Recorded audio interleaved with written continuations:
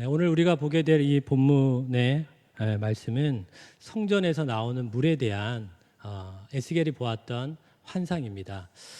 우리 다 같이 함께 기도할 텐데요. 에스겔이 보았던 이 환상의 의미가 무엇인지 우리에게 분명히 깨닫게 하시고 오늘날에 우리에게 어떻게 또 적용할 수 있는지 하나님께서 우리에게 지혜를 주셔서 분명히 알 수 있도록 우리 짧게 기도하고 설교하도록 하겠습니다.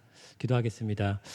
하나님 아버지 감사합니다. 오늘 우리가 에스겔서 47장에 대한 하나님이 주셨던 환상을 보려고 합니다. 고대 가운데 하나님이 에스겔을 통해 주셨던 이 말씀의 의미를 우리로 하여금 분명히 알게 하시고 오늘날 시대에 살고 있는 우리들에게 그 의미가 정확하게 어떻게 해석되어져야 되고 우리 삶에 어떻게 또한 적용되어져야 되는지 분명히 깨달아 알 수 있도록 이 시간 가운데 역사하여 주시옵소서. 사랑하는 예수님의 이름으로 기도합니다. 아멘.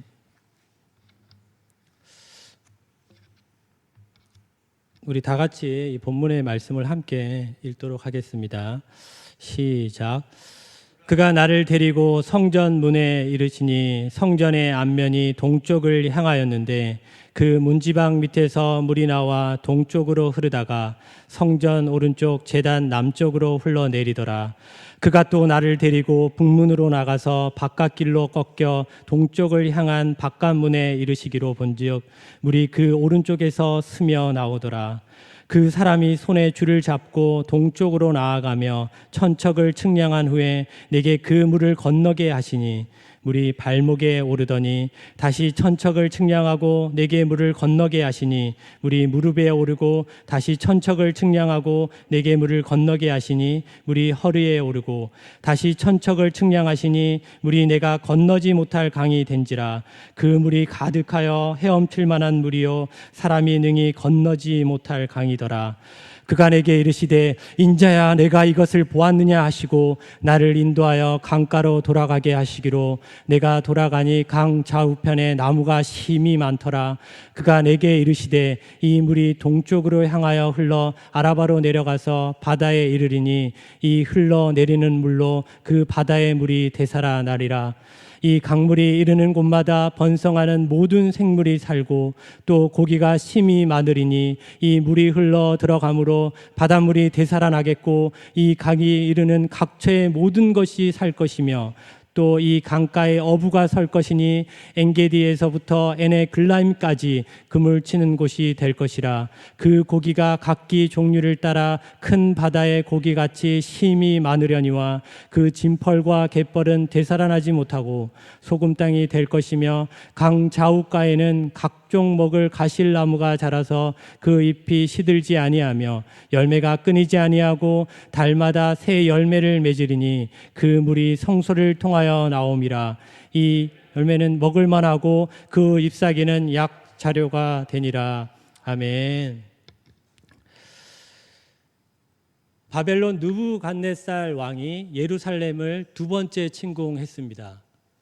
그래서 포로들을 10,000명을 이끌고 가고 또 여호야김 왕도 끌고 갔습니다. 그 중에 그 포로 중에 한 명이 바로 에스겔이라고 하는 25살의 젊은 청년이었습니다. 그는 지금 바벨론에 있는 그 그발 강가에서 포로 생활이 시작되고 있었습니다.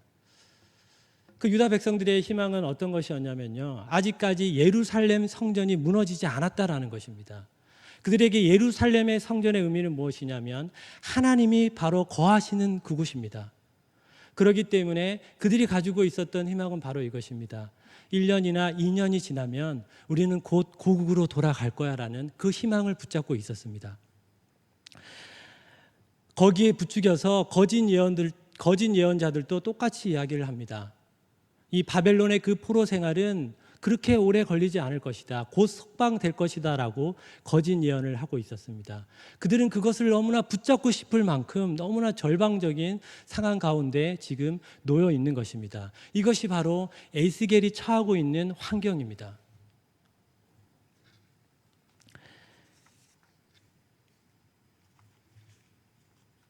그리고 끌려간 지 14년이 지난 이후에 예루살렘 성전이 무너졌습니다. 하나님이 계신 그곳이 무너졌던 것입니다. 그렇기 때문에 그들의 그 유다 백성들의 입장에서는 하나님이 죽었다라고 보는 것입니다. 성전을 잃었습니다. 나라도 잃었습니다. 그들의 꿈도 잃었습니다. 희망도 다 잃었습니다. 그러나 에스겔은 다른 이야기를 하고 있습니다. 지금 바벨론 포로 생활에 있는 그들에게 지금 이 성전이 무너졌다는 이 소식을 듣고 나서는 그들의 마음이 너무나 녹아져 내리고 있는 이 상황 가운데 에스겔은 다른 이야기를 하고 있는 것입니다.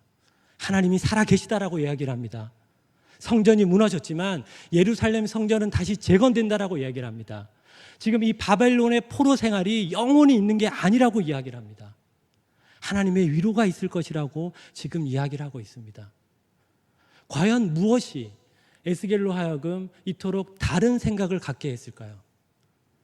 지금 유다 백성들은 생각과 말과 모든 행동들이 다 부정적이지만 에스겔은 다르게 이야기를 하고 있는 것입니다. 말도 달랐고 생각도 달랐고 미래를 바라보는 관점이 달랐다는 것입니다. 왜냐하면 에스겔은 이 아름다운 환상을 보았기 때문입니다. 에스겔이 보았던 그 아름다운 환상은 과연 무엇이었을까요? 그것이 바로 오늘 우리가 보고 있는 이 본문의 말씀입니다. 하나님의 사자가 에스겔을 데리고 성전을 구경시켜 줍니다. 성전 내부의 구석구석을 다 구경시켜 줍니다. 수치까지 재어서 그 내부를 다 보여줍니다. 이제 이 하나님의 사자가, 이 안내자가 에스겔을 성전 문에 데리고 갑니다. 오늘 이 성전에 대한 흐르는 물에 대해서 여러분 좀 어려울 수 있어가지고 제가 PPT를 좀 준비했는데요. 같이 한번 좀 보도록 하겠습니다. 두 가지 PPT가 있습니다. 하나는 좀 영문으로 되어 있어서 여러분 좀 어려우실 거고, 또 하나 또 한글로 된 거 잠깐 좀 보여주시기 바랍니다. 여러분 이것들을 좀 염두에서 보시면 좀 편할 것입니다. 그래서 이 안내자가 지금 이 성전 문 앞, 이 동쪽 가운데 지금 에스겔을 데리고 갔습니다. 그런데 여러분 그 문지방 밑에 보면은 뭐가 흐르고 있냐면요, 물이 흐르고 있는 것을 보고 있는 것입니다. 그리고 그 앞에 보면 제단이 하나 있습니다. 그 물이 지금 어디로 흐르고 있냐면요, 제단 남쪽을 향해서 흐르고 또 다시 오른쪽 그 문을 향해서 나아가고 있는 것입니다.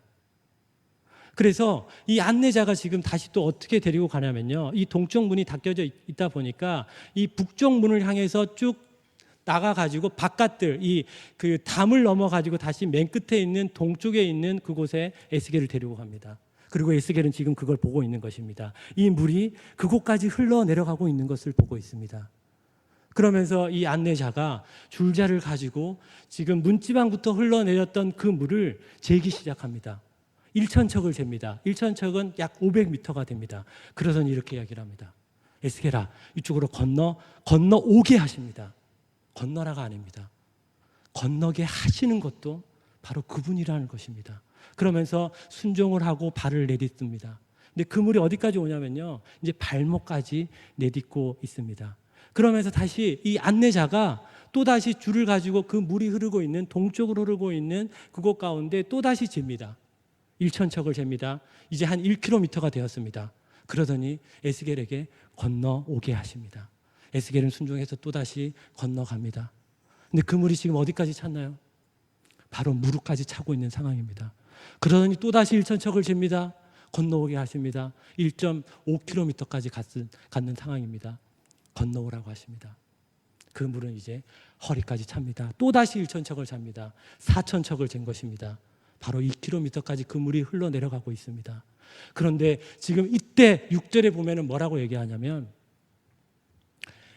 이것을 보고 있느냐라고 얘기를 하고 있습니다. 에스겔아, 너 지금 이 장면을 보고 있느냐라고 얘기를 합니다. 건너지 못할 그 강, 헤엄쳐서 갈 만한 그 넘쳐 흐르는 그 강을 보고 있습니다. 그러더니 다시 이 안내자가 에스겔을 데리고 강가로 끌고 갑니다. 그리고 그 강 좌우 양 옆에 나무들이 살아나고 있는 것을 봅니다. 그 나무들 가운데 아름다운 열매들을 맺습니다.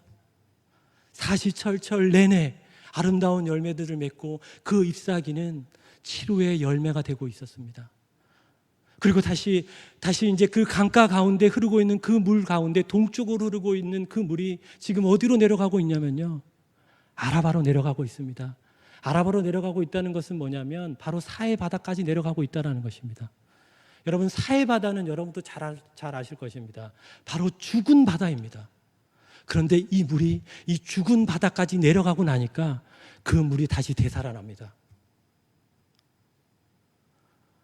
그 죽은 바다에는 고기가 살 수 없었는데 고기가 이제 살아나는 것입니다.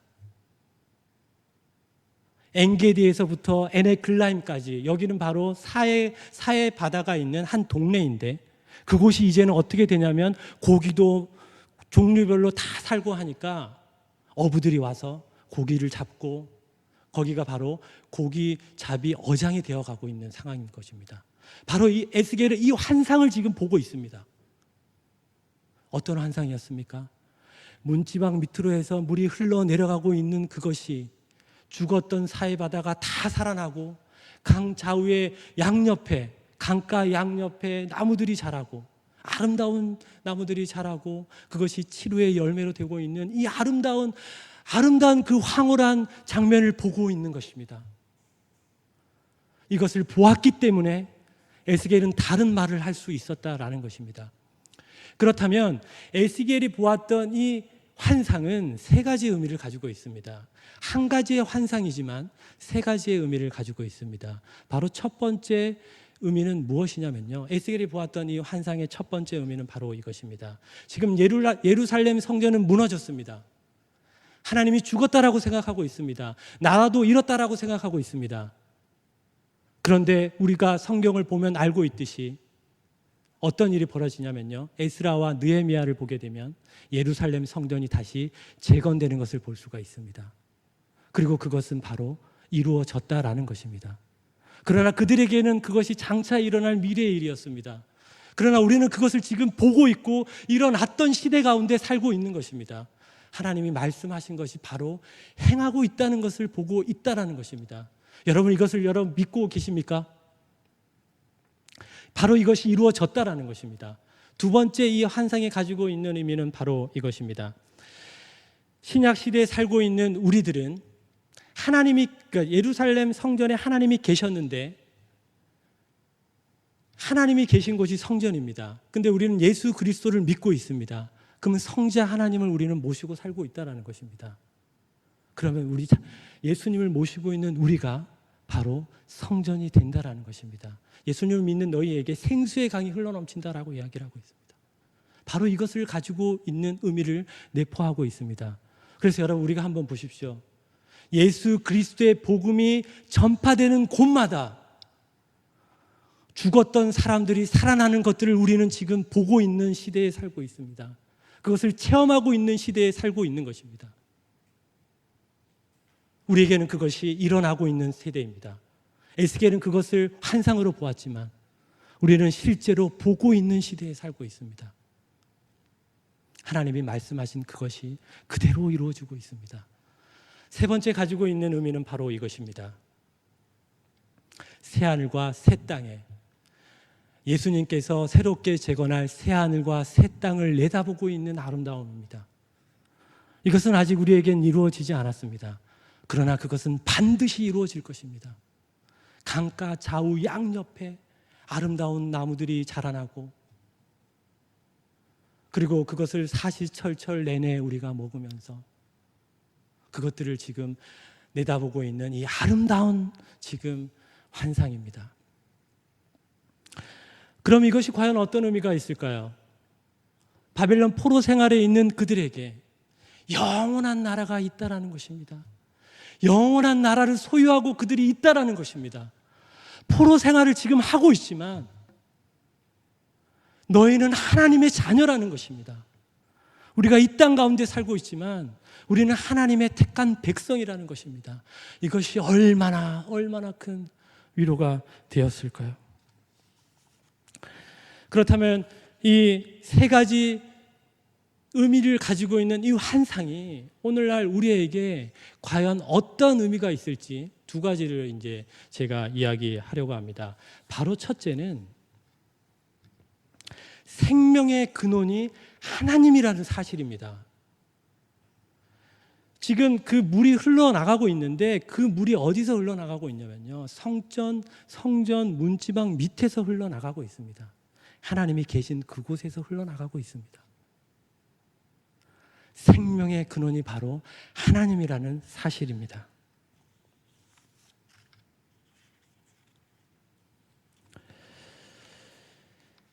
모든 것의 근원이 되신 하나님, 가장 선한 하나님.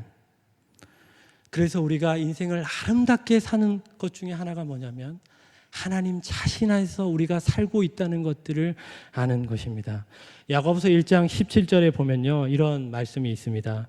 온갖 좋은 은사와 온전한 선물이 다 위로부터 빛들의 아버지께로부터 내려오나니, 가장 좋은 은사와 가장 좋은 선물이 아버지께로부터 온다라고 이야기를 하고 있습니다. 여러분, 우리가 이것을 믿으셔야 한다는 것이죠. 여러분, 내게 좋은 것이 세상으로부터 지금 나오고 있다라고 여러분 한번 생각해 보십시오. 그러면 여러분들은 반드시 실망할 것입니다. 세상에 너무나 악한 것들이 여러분들이 보고 있기 때문입니다. 그리고 사람한테 이것이 가장 좋은 것이 나오고 있다라고 생각해 보십시오. 반드시 여러분은 실망하게 될 것입니다. 가장 좋은 것이 바로 지금 하나님으로부터 나오고 있다라는 것입니다. 그렇기 때문에 우리가 세상을 보고 사람을 보고 무너질 필요가 없습니다. 왜냐하면 우리의 만족은 하나님 안에서 찾는 것이 우리의 삶의 방향이기 때문입니다. 그런데 가만히 보면 어떤 사람들은 그 근원을 잘못 찾아가고 있는 경우도 있습니다. 유명한 탐험가 중에 리빙스턴이라고 있습니다. 그가 이 아프리카의 젖줄 나일강의 근원은 과연 어딜까 찾고 또 찾다가 그가 드디어 찾았습니다. 그러면서 뭐라고 얘기를 하냐면 루알라바 강이 바로 나일강의 근원이라고 얘기를 합니다. 근데 훗날 시간이 지나서 스탠리의 탐험으로 그것이 잘못되었다라는 것이 판정되었습니다. 루알라바 강은 그냥 콩고 강이었다라는 것입니다. 근원을 잘못 찾았다라는 것입니다. 또 다른 사람들은 다른 곳에서 삶의 만족을 찾으려 하고 미래의 방향을 결정 지으려고 합니다. 사주팔자를 하는 사람도 있고요, 점을 치는 사람도 있고요. 그렇지만 사랑하는 여러분, 우리의 삶의 근원, 가장 좋은 것이 나오는 그 근원이 누구십니까? 바로 하나님이라는 사실입니다. 그렇기 때문에 우리의 삶의 목적도 하나님입니다. 우리의 생각의 방향도 하나님입니다. 우리의 직장에서, 우리의 삶의 터전에서 우리가 일을 하고 있는 그 이유도 하나님입니다. 이것이 오늘 우리에게 주고 있는 첫 번째 교훈입니다. 두 번째 교훈은 하나님의 은혜가 충만하다는 것입니다. 지금 안내자가 그 물줄기를 재었는데 2km를 재었습니다. 그 물은 어디까지 흘러가고 있나요? 사해 바다까지 흘러가서 죽은 바다가 살아나고 강 좌우 양옆에 아름다운 열매가 맺고 그 열매를 먹는 자마다 치료가 일어나고 있습니다. 죽었던 것이 살아나는 것들을 보고 있습니다. 지금 건널 수 없는 강입니다. 헤엄쳐야만 갈 수 있는 강입니다. 바로 그것이 은혜와 은혜 위에 은혜를 살고 있는 우리의 지금 삶의 모습과 동일하다라는 것입니다. 요한은 말합니다. 그래서 우리가 다 그의 충만한 데서 받으니 은혜 위에 은혜로라. 예수님의 충만함을 말합니다. 그러니 하나님의 은혜가 얼마나 지금 충만하고 있는 것을 우리가 볼 수 있습니까? 그래서 그분이 내 안에서 이제는 마음껏 일할 수 있도록 내 중심이 아니라 하나님 중심으로 우리가 살아가야 한다라는 것이죠. 우리 건널 수 없는 강이 되었던 것처럼 이제 우리는 성령께 우리 자신을 마음껏 일할 수 있으시도록 맡겨야 합니다. 여러분, 처음에 그 물이 성전 문지방에서 나올 때 발목이었습니다. 신앙도 마찬가지입니다. 근데 발목까지 갈 때도 안내자가 건너오게 하셨습니다. 그 순종도 하게 해주셨다라는 거죠. 그래서 우리의 신앙에도 발목에 담겨 있는 신앙이 있습니다. 하나님을 믿고 있습니다. 마치 내 뜻대로 할 수 있는 수준이 될 수도 있다는 것입니다. 믿고 있는, 어떻게 보면 시작 단계라고도 할 수 있는 것이죠. 그런데 이제 그 물이 어디까지 가나요? 허리까지 됩니다. 무릎까지 올라옵니다. 바로 이것은 저는 이렇게 생각합니다. 기도하는 사람, 기도로 하나님께 의뢰하는 사람, 그런 신앙입니다. 그리고 그 물이 어디까지 차오르나요? 이제 허리까지 차오릅니다. 신앙의 중추적인 역할을 하고 있는 사람들. 나보다도 다른 사람들을 더 배려하고 더 희생하고, 그러나 그 물은 어디까지 차냐면 건널 수 없는 강, 헤엄쳐야만 갈 수 있는 그 강까지 가고 있습니다. 그럴 때 그 성령 충만함의 단계, 내가 하는 게 아닙니다. 하나님이 하시는 것을 보는 신앙의 단계입니다. 그래서 안내자가 지금 그 속에서 에스겔을 이끌고 어디로 가나요? 강가 좌우로 갑니다. 그리고 보라고 하는 것입니다. 하나님이 행하신 일들을 보라고 하시는 것입니다. 죽었던 바다가 살아나는 것을 보라고 하십니다. 강가 자유 양옆에 나무들이 살아나고 있는 것을 보라고 하십니다. 내가 일하는 것이 아닙니다. 하나님이 일하는 것을 보는 것입니다.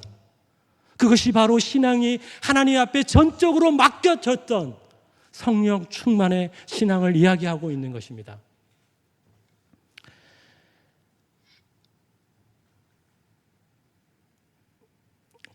예전에 한 선생님이 시험 문제를 냈던 시간이 있었습니다. 근데 그 시험 문제는 30문제의 시험 문제였습니다. 근데 시간은 10분이었습니다. 근데 한 문제도 굉장히 어려운 문제였습니다. 그러면서 이 선생님이 그 문제집을 나누어 주면서 이렇게 얘기를 했습니다. 지금 이 시험은 순종 테스트이다. 문제를 다 풀 필요가 없다. 대신 첫 번째 문제부터 자세하게 봐야 한다. 그리고 학생들은 문제를 받았습니다. 한 문제, 두 문제, 세 문제 전체적으로 보니까 너무나 어려운 문제입니다. 어떻게 내가 10분까지 이걸 다 풀어보지? 그러더니 어떻게 해서든지 해보려고 대충 찍고 시험 문제를 냈습니다. 시험지를 제출했습니다. 선생님이 이 시험지를 받았습니다. 채점을 해봤는데요. 단 한 명만이 이 시험에 통과했습니다. 그 한 명은 어떻게 통과했냐면 선생님이 말하는 그 말씀에 순종한 것입니다. 그래서 첫 번째 문제부터 자세하게 본 거예요. 근데 첫 번째 문제 풀기도 전에 마지막에 작은 글자로 뭐라고 써 있었냐면 자기 이름만 내는 사람은 100점이고 뒤에 있는 문제는 풀 필요가 없습니다 라고 돼 있더라는 것입니다. 좀 우스운 얘기인데요. 그래서 단 한 명만이 통과했다라는 것입니다.